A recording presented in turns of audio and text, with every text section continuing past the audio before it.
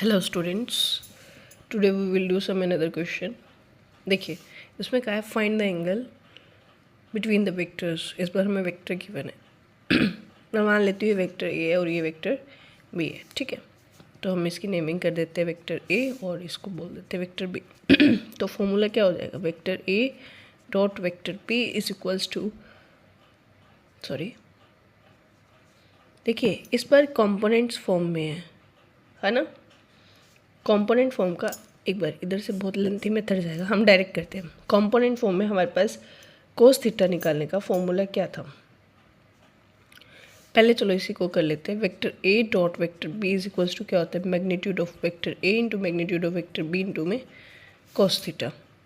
आप इनका मैग्नीट्यूड निकालिए, ए की वैल्यू पुट कीजिए, बी का मैग्नीट्यूड निकालिए, बी की वैल्यू पुट कीजिए और ए डॉट बी निकाल सकते हैं कंपोनेंट फॉर्म में, फिर कोस थीटा, ठीक है। तो यहाँ से हमने एक फॉर्मूला भी किया था, cos theta is equals to, यहाँ से क्या हो जाएगा, vector A dot vector B magnitude of vector A magnitude of vector B क्या होगा, A dot B component form के साथ मल्टीप्लिकेशन होगी। 5 into 6 30, 3 into -8 -24, 4 into -1 results into -4 over magnitude of vector A. Vector A का magnitude क्या हो जाएगा, हर कंपोनेंट का स्क्वायर करके ऐड करेंगे। 5 का स्क्वायर प्लस 3 का स्क्वायर प्लस 4 का स्क्वायर कितना हो गया, 25 plus 9 plus 16 under root 50। This is 25, this is 25, तो ये कितना हो गया 50।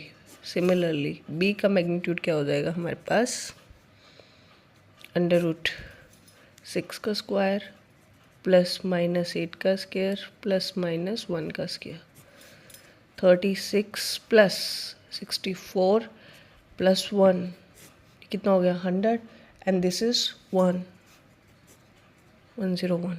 क्लियर, 101। तो ये कितना हो गया 28, 2 ओवर में 50 इंटू दिस, तो इसको हम ये लिख सकते हैं 50 को 5√2, क्योंकि इसको हम लिख सकते हैं 25 इंटू में 2। 25 is the perfect square of 5 into में 101। तो थीटा कितना हो गया हमारे पास, कोस इनवर्स 2 ओवर 5 इंटू, देखिए √2 को √2 से कैंसिल कर दो तो यहाँ पे आ गया √2 101। आप इसका डायरेक्ट फॉर्मूला भी लगा सकते हैं जो हमने प्रीवियस शॉर्ट में किया था, theta is equals to cos inverse A1 into B1 plus A2 into B2 plus A3 into, किया हमने वैसे ही है, ठीक है।